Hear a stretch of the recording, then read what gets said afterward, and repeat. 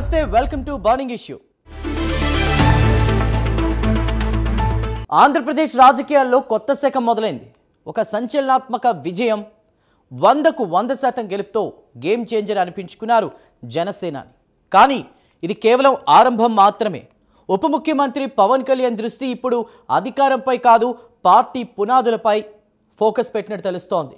స్థానిక స్థాయి నుంచి జాతీయ స్థాయి వరకు జనసేనను తిరుగులేని శక్తిగా మార్చేందుకు పక్కా వ్యూహంతో అడుగులు వేస్తున్నారు. అభివృద్ధిలో భాగస్వామ్యం, వీర మహిళలకు అగ్రతాంబూలం, అంతర్గత కలహాలకు శాశ్వత పరిష్కారం దిశను చూపిస్తున్నారు. రాబోయే మరో 3 టర్ముల పాలన లక్ష్యంగా కూడా పవన్ కళ్యాణ్ సిద్ధం చేసిన పంచసూత్రం కార్యాచరణ ఏంటి?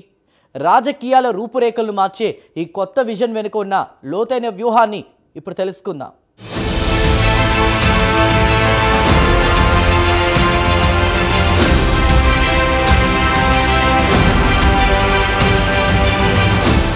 అసెంబ్లీ, పార్లమెంటు ఎన్నికల్లో 100% స్ట్రైక్ రేట్తో సంచలనం సృష్టించిన జనసేనాని ఉప ముఖ్యమంత్రి పవన్ కళ్యాణ్ దృష్టి ఇప్పుడు పార్టీ సంస్థాగత బలోపేతంపైనే ఉంది.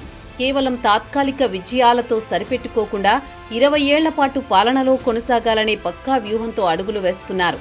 గ్రామీణ స్థాయి నుంచి పార్టీకి మరింత పట్టు సాధించేందుకు ప్రణాళికలు వేస్తున్నారు. గెలిచాం కదా అని సైలెంట్గా ఉండడం కాదు, భవిష్యత్తులో పార్టీ సైరన్ను మరింత గట్టిగా మోగించాలన్నదే జనసేనాని లక్ష్యం.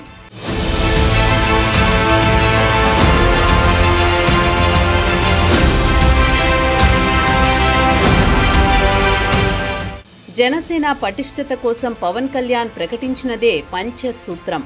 స్థానిక స్థాయి నుంచి జాతీయ స్థాయి వరకు పార్టీ నిర్మాణం పటిష్టంగా ఉండాలన్నది దీని ప్రధాన ఉద్దేశం.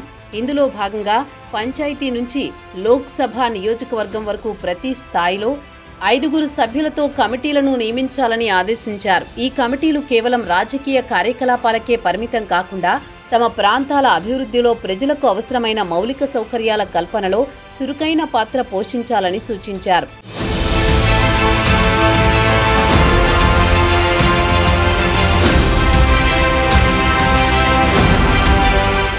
జనసేన కమిటీల నిర్మాణంలో అత్యంత విప్లవాత్మక నిర్ణయం మహిళా ప్రాతినిధ్యానికి పెద్దపీట వేయడం.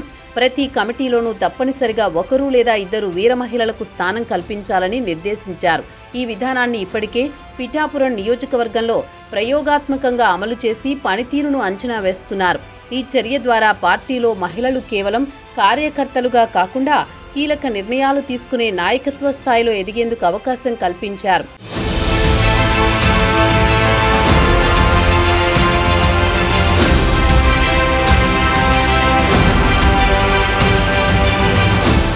జనసేన పార్టీ అధికారంలో భాగస్వామిగా ఉన్న ఈ తరుణంలో ఈ సంస్థాగత నిర్మాణం మరింత కీలకంగా మారింది. ఈ కమిటీలు కేవలం పార్టీ విస్తరణ కోసమే కాకుండా ప్రభుత్వ పథకాలు, అభివృద్ధి కార్యకలాపాలు క్షేత్రస్థాయిలో ప్రజలను సరిగ్గా చేరుతున్నాయా లేదా అనే దానిపై నిరంతరం ఫీడ్బ్యాక్ సేకరిస్తాయి.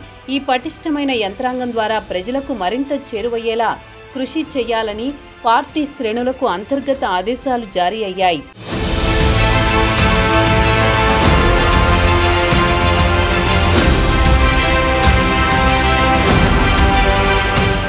జనసేన నుంచి చిత్తశుద్ధితో పనిచేసిన వారికి తగిన గుర్తింపు, బాధ్యతలను అందించే దిశగా జనసేన అడుగులు వేస్తోంది.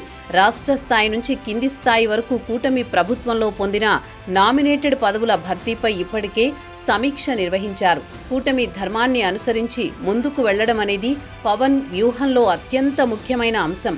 కూటమి భాగస్వామ్య పక్షాలతో సఖ్యత, సమన్వయం పాటిస్తూనే జనసేన పునాదులను పటిష్టం చేసుకోవడం లక్ష్యంగా పెట్టుకున్నారు.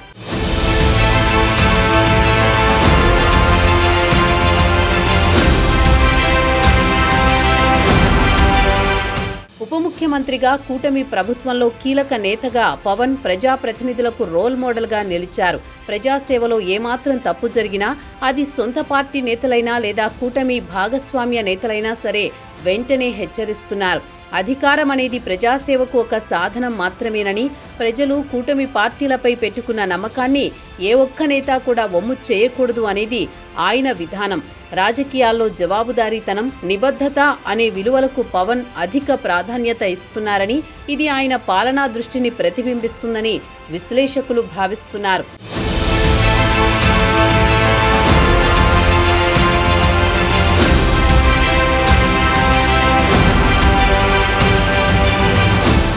పార్టీ అంతర్గత వ్యవహారాలను క్రమబద్ధీకరించడానికి, సఖ్యతను పెంపొందించడానికి ఒక ప్రత్యేక వ్యవస్థను ఏర్పాటు చేశారు. అదే కాన్ఫ్లిక్ట్ మేనేజ్మెంట్ వింగ్, అంటే వివాదాల పరిష్కార విభాగం.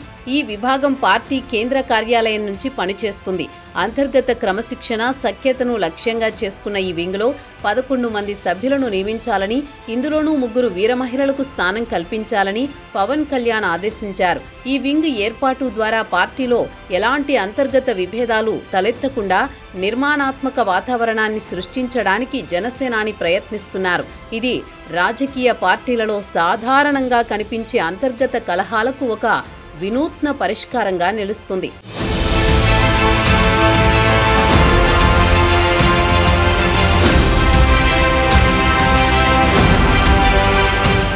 మొత్తంగా జనసేన పంచసూత్రం కేవలం ఎన్నికల కోసం రూపొందించింది కాదు.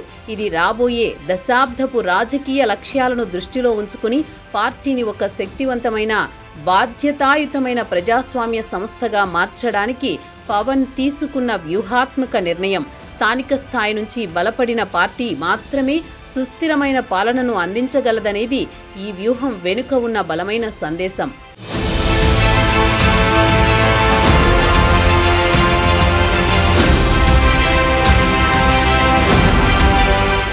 కేవలం విజయాన్ని ఒక ప్రారంభంగా మాత్రమే పరిగణించి 20 ఏళ్ల సుదీర్ఘ లక్ష్యంగా జనసేనాని తన వ్యూహాన్ని నిర్మిస్తున్నారు. పంచసూత్రం ద్వారా పార్టీ పునాదులను పటిష్టం చేయడంతో పాటు ప్రజా ప్రతినిధులతో జవాబుదారీతనం అనేటువంటి నిప్పును రాజేస్తున్నారు.